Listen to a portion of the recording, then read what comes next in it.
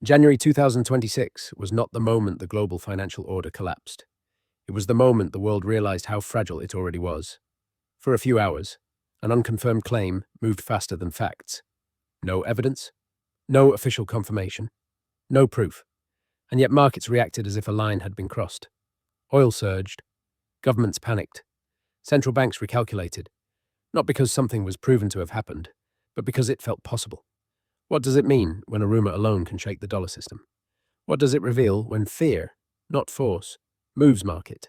Time 0.5s. And what happens once the world believes that leaving the dollar is no longer an economic decision, but a dangerous one? For decades, Venezuela was not an outsider to the global financial system. It was embedded at the core of it. This was a country with the largest proven oil reserves on the planet, more than Saudi Arabia, more than Canada, more than Russia, Iran, or Iraq. 303 billion barrels of oil sitting underground, valued at over $24 trillion at prevailing prices, an amount comparable to the entire United States stock market. For most of the late 20th century, that oil flowed seamlessly into the petrodollar system. Venezuelan crude was shipped to refineries along the United States Gulf Coast. It was paid for in United States dollars. Those dollars recycled back into the United States economy through imports, treasury bonds, and weapons purchases. This was not an anomaly. This was the textbook function of the petrodollar. Venezuela was not just another exporter. It was a founding member of the Organization of the Petroleum Exporting Countries. When Venezuela spoke on oil policy, the market listened. When Venezuela adjusted production, prices moved. For 70 years, the relationship worked, until it didn't. The break did not begin with sanctions. It did not begin with financial war. It began with a political question. In 1999, Hugo Chavez was elected president. He was not a Western-trained technocrat. He was a former military officer running on economic nationalism and anti-imperialism. He looked at Venezuela's oil wealth and asked something few leaders had dared to ask publicly. Why should the most valuable resource in the country be sold exclusively in a foreign currency? Why should oil revenues circulate through another nation's banking system before returning home? And why should monetary dependence be treated as a law of nature, rather than a choice? At first, the challenge was subtle. Time 0.5s. Then it became structural. Chavez began asserting state control over oil production. Foreign companies were told to accept minority ownership or leave. Long-standing arrangements were dismantled. Barter agreements replaced dollar payments. Oil was exchanged for infrastructure, machinery, and food, bypassing currency entirely. China entered the picture. Long-term loans were issued. Oil shipments became repayment. No dollars changed hands. By the late 2000s, Venezuela was no longer quietly participating in the petrodollar system.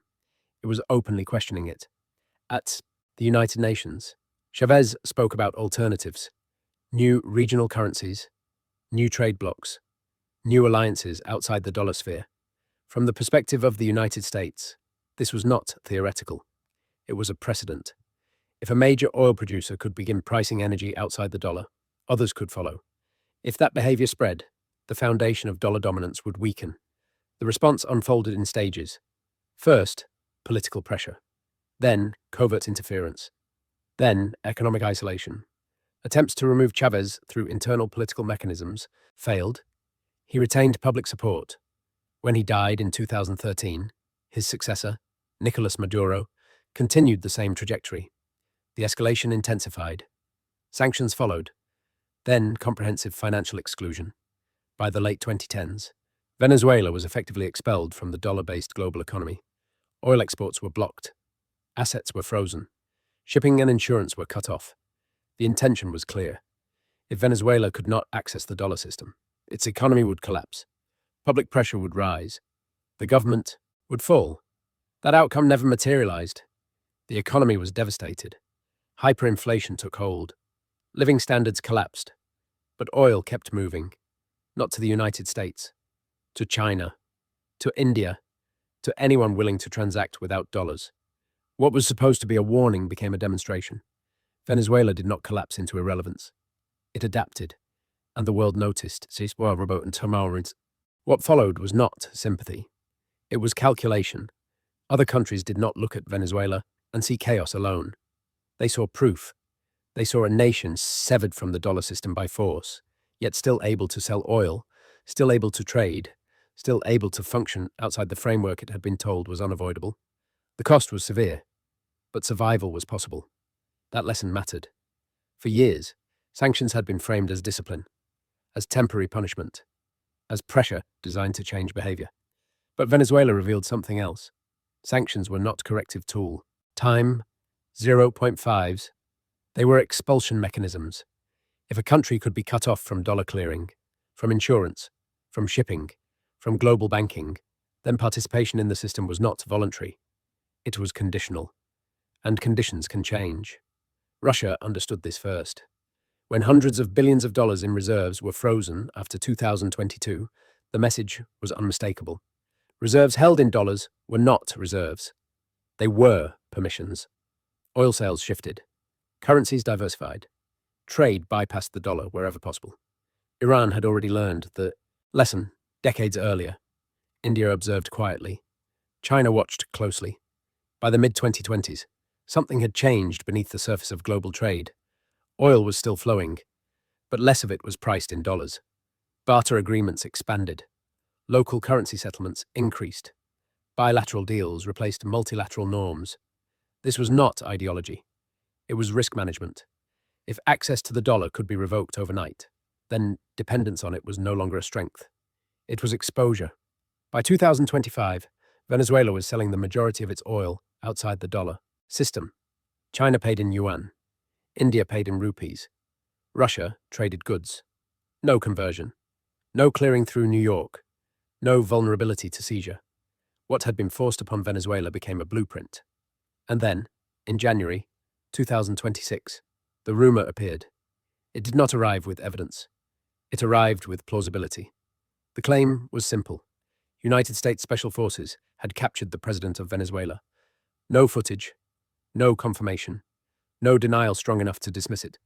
But the reaction was immediate. Oil. Prices surged. Gold jumped. Currencies convulsed. Governments responded before facts could settle. Emergency statements were issued. Press conferences were called.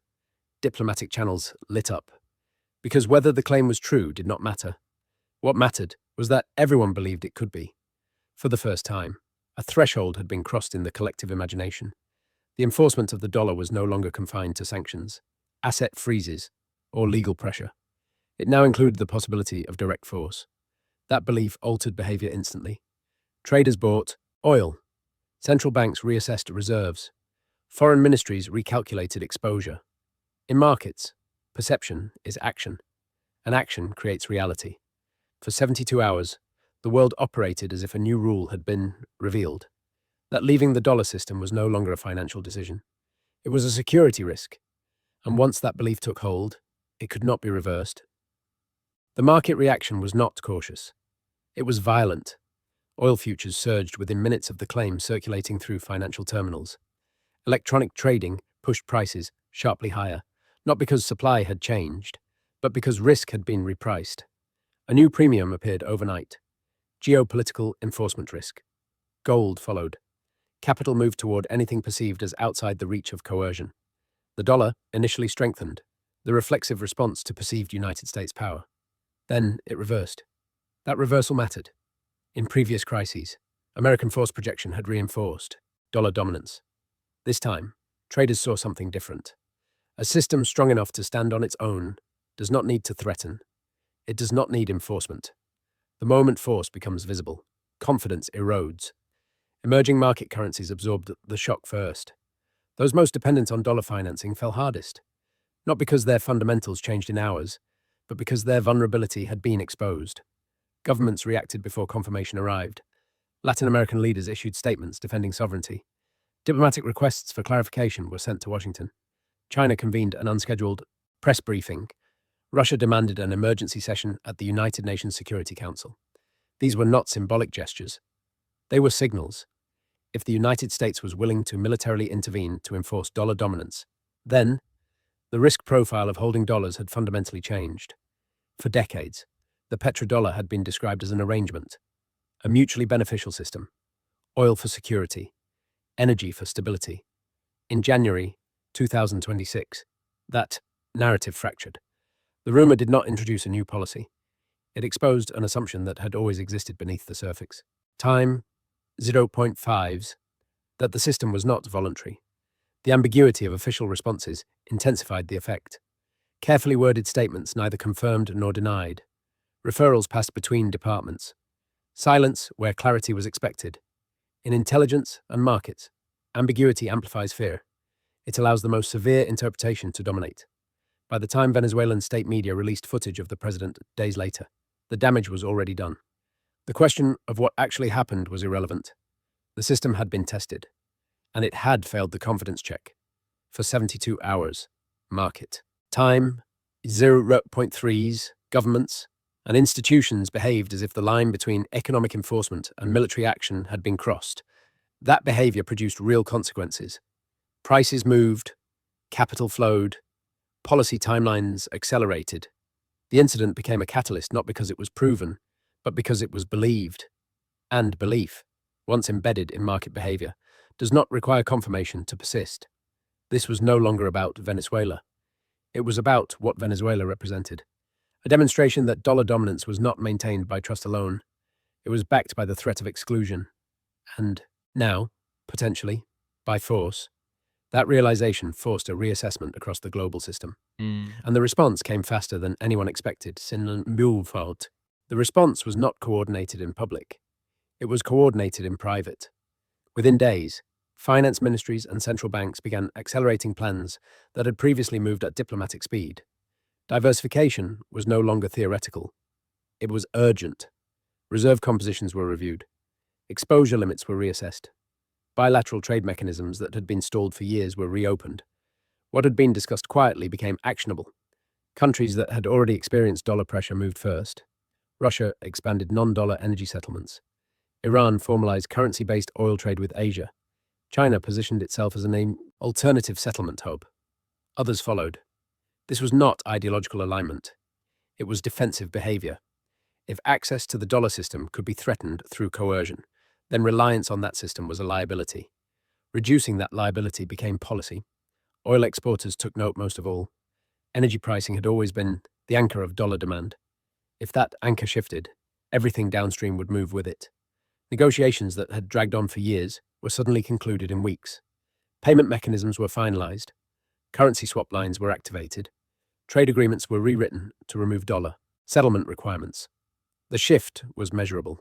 A growing share of global oil trade began clearing in currencies other than the dollar. Not all at once, but enough to matter. Each transaction reduced marginal dollar demand. Each contract set a precedent. Each adjustment made reversal more difficult. Financial markets reflected the change. The dollar weakened not in a crash, but in a trend. Bond yields rose as foreign demand softened. Gold held gains as confidence fractured. This was not panic. It was repricing. A system built on trust was being re-evaluated under a new assumption. Time 0.5s. That enforcement risk had replaced voluntary participation. As dollar demand declined, import costs rose. Inflation pressures increased.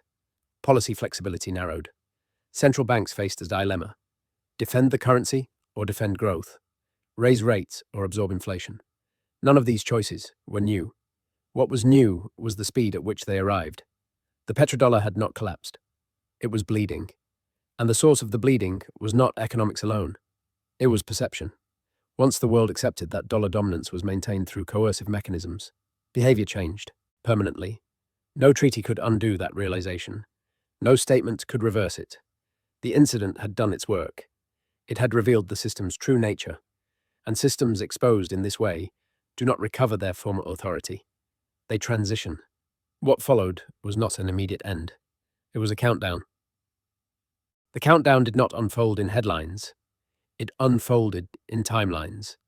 By early 2026, the shift moved from reaction to execution. What markets had priced in, governments now operationalized. Joint statements emerged calling for alternative payment systems, not framed as rebellion, but as sovereignty, not as disruption, but as stability. The language was careful. The intent was not. Energy agreements were revised. A portion of oil trade moved into non-dollar settlement. Not all at once. Enough to signal direction. That direction mattered more than scale. When the primary anchor of a system begins to loosen, participants adjust preemptively. No one waits for the final break. By mid-year, the cumulative effect became visible. A measurable share of global trade no longer required dollar intermediation. What had once been the default currency became one option, among several. This altered the mechanics of demand. Less trade required dollars. Less demand reduced pricing power. Reduced pricing power weakened confidence. The feedback loop was slow, but relentless. As the dollar declined, import costs rose. Consumer prices followed. Inflation pressures intensified despite slowing growth. This was not a typical cycle. It was a structural adjustment.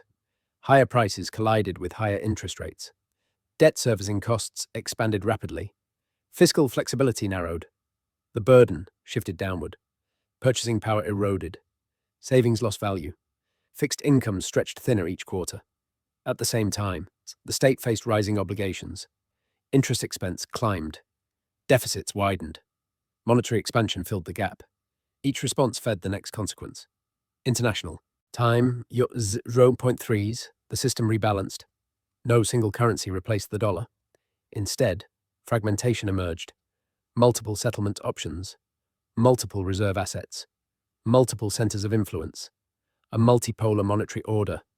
This was not chaos. It was transition. Those positioned early adapted. Those exposed late absorbed losses. The petrodollar did not disappear overnight. It lost its monopoly. And monopolies, once broken, do not return. The incident that began with a rumor had revealed a truth the system could no longer conceal. Dollar. Dominance depended on enforcement. Enforcement created resistance. Resistance accelerated exit. The mechanism was now visible, and visibility changed behavior everywhere. The era of unquestioned dollar primacy had ended. What followed was adjustment, not recovery. And adjustment carries a cost. The cost did not arrive all at once. It arrived in layers. As the dollar's share of global trade declined, the adjustment passed through prices first. Energy costs rose. Imported goods became more expensive. Supply chains recalibrated around currency risk rather than efficiency. Inflation persisted, even as growth slowed. This was not overheating demand. It was structural repricing. Higher prices forced tighter monetary policy. Tighter policy raised borrowing costs. Households adjusted downward. Governments adjusted upward. Debt service expanded faster than revenue. Interest expense consumed a growing share of fiscal capacity. Monetary accommodation filled the gap. Each intervention stabilized the moment while weakening the structure. International investors responded predictably. Risk premiums increased. Capital became selective. Safe assets were redefined. Trust was no longer assumed. It was priced. For decades, the dollar's role had reduced uncertainty. It had simplified trade. It had anchored contracts. It had lowered transaction costs across the system. Once that anchor weakened, friction returned. Trade slowed. Volatility increased. Planning horizons shortened. None of this required a formal declaration. No summit announced the end of the system. No treaty dissolved it. The change was behavioral. Central banks diversified quietly. Trade ministries rewrote settlement terms. Energy exporters adjusted pricing frameworks. Each decision made sense individually. Together, they restructured the system. What emerged was not collapse in the dramatic sense. It was normalization, a world where no single currency guaranteed stability, where power was distributed rather than concentrated, where enforcement created exit rather than compliance. The petrodollar had not failed because it was challenged. It failed because it revealed itself. Once participation was understood to be conditional, trust evaporated. Once trust evaporated, demand followed. The incident that began with uncertainty did not need confirmation. Its function was to expose the mechanism. And exposed mechanisms do not regain invisibility. The system had crossed its point of no return, not because it broke, but because it was seen. What followed was the final phase, not the loudest, the most consequential. As the dollar adjusted downward, the consequences concentrated where adaptation was slowest.